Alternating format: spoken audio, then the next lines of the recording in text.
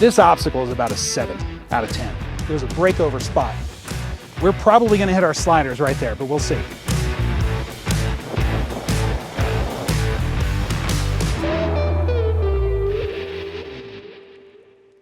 Hi everybody, this is the final episode of our 4Runner to Pro Runner build. I'm James. We're up here on Switzerland Trail west of Boulder, Colorado, and we're up here to see what our finished built 4Runner can do. So today we're using, on Apple CarPlay, we're using Onyx Off-Road as mapping to get us to our destination. So Onyx has Switzerland Trail, you can see it on the map there. We met at the trailhead and now we're heading to the obstacle. If you're just joining us for the first time, the truck that we're using to base kind of all this video on is my personal vehicle. This is a 2018 TRD Off-Road 4Runner. I've got a 2.5-inch lift, sliders, armor, all of that stuff.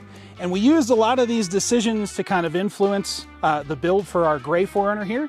So what I wanted to show real quick is how all the modifications, what effect those modifications have had on the vehicle.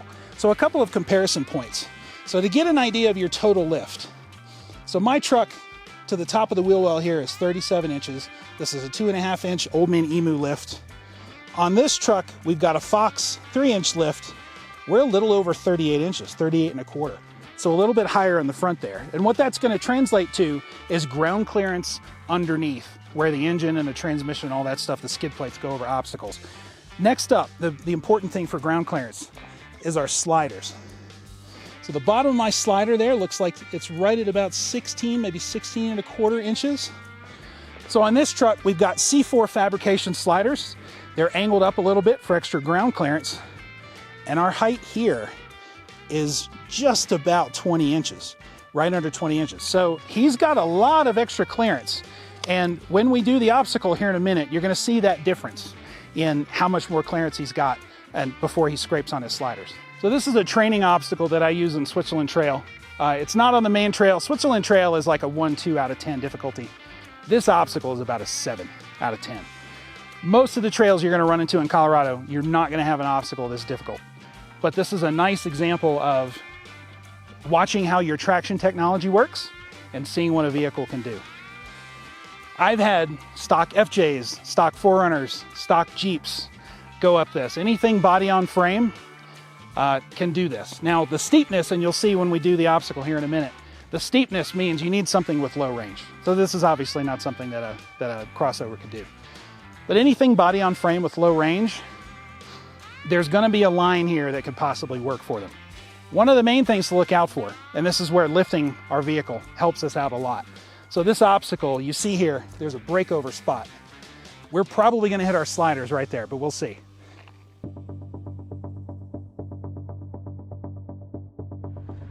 All right, so time for the obstacle. So a lot of people think you have to buy the TRD Pro, you have to buy the TRD Off-Road to do obstacles like this. The best technology, and again, this is Colorado, the best technology for our rocks out here is actually A-Track. It works really well. It simulates a front locker. It's a little herkier, jerkier, and you'll see it here in a second, but I'm gonna do this obstacle first with A-Track off, and I wanna show you what happens when A-Track is off, and then I'm gonna turn A-Track on and I wanna show you it working. And again, this is an SR5. It's about as base of a 4Runner as you can get, but it has really all the traction tech that it needs to accomplish an obstacle like this. So, here we go. Put us in a position here where we've got a little bit of wheel spin on our front left. There we go, wheel spin, wheel spin. Okay. So we're gonna reach up and turn on A-Track. And then what you're going to see is that tire basically grip. So the anti-lock brake system in this truck, it's 4 channels. It detects slip on any one of 4 wheels, and it'll brake just that wheel. Here we go. Hear the ABS kicking in, getting a little bit of height, and up we go. All right, might high center on our frame here.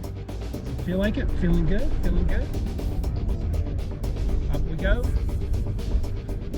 That was it. All right. Woo!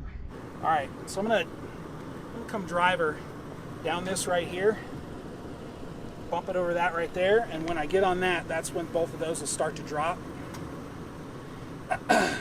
That's going to be my low side down there, and you're going to see it go, when I get the tire in that, it's going to go way down over there.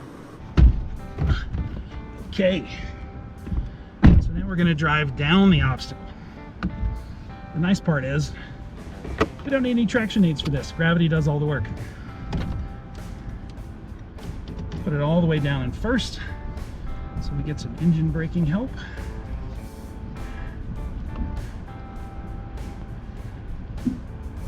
Right, big drop here on the front right. Big drop.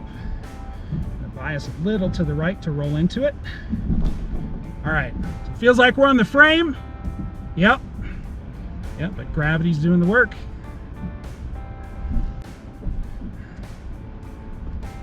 Try to keep from scraping this back there as we drop off. There we go, nothing to it. Might not be able to winch out of mud, but this I know how to do. So next up, we're going to talk about weight. So this truck has a lot of steel on it. And one of the things that you want to keep an eye on when you're adding all of this weight to the truck is how much usable payload do you have left? So stock payload on these trucks is 1,650 pounds. So every pound we add in weight and other things takes away from that payload. So we've got the stock weight here.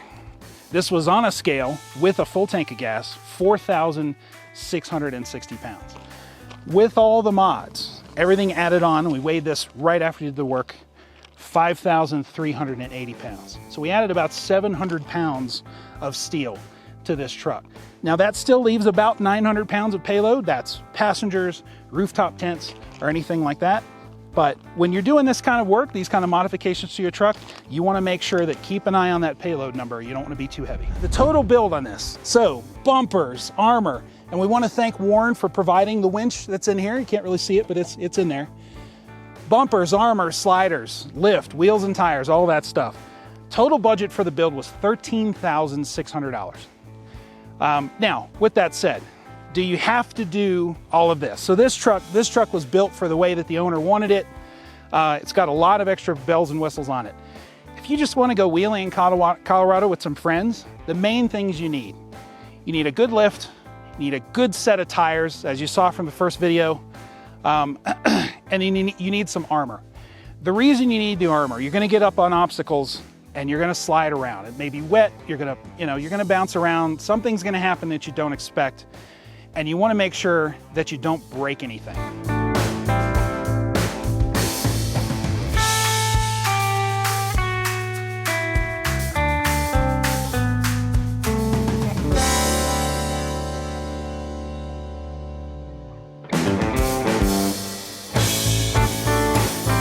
We've finished turning our 4Runner into a Pro Runner, and look at where it can go now. I want to thank our sponsors. So we had a lot of help from our different sponsors. If you'd like to learn more about them, you can click on the links below. My name is James. I help run an event in Ouray every year called Rocky Mountain Toyota Roundup if you'd like to come up to Colorado and wheel with us.